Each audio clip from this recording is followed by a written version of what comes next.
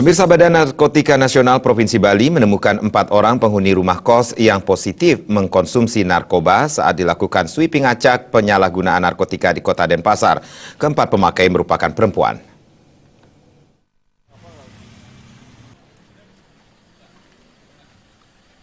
Badan Narkotika Nasional Provinsi Bali semakin gencar melakukan pemberantasan terhadap peredaran narkoba di wilayah Kota Denpasar. Petugas melakukan sweeping ke lokasi rumah kos-kosan di Jalan Pulau Misol, Denpasar. Puluhan penghuni yang sebagian besar perempuan didatangi petugas ke setiap bilik kamarnya untuk dilakukan tes urin. Dari pemeriksaan petugas ditemukan 4 orang positif mengkonsumsi narkoba jenis sabu dan mengisap ganja. Kita melakukan pemeriksaan terhadap 20 penghuni tempat kos.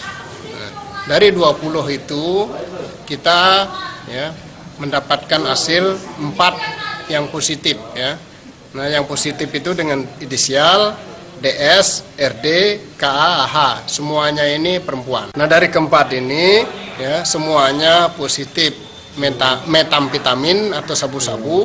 Nah, dan ada 2 juga masuk ada kandungan juga amfetamin atau ekstasi. Keempat penghuni yang terbukti mengkonsumsi narkoba akan diperiksa secara intensif untuk mengetahui di mana keempatnya mendapat barang terlarang tersebut.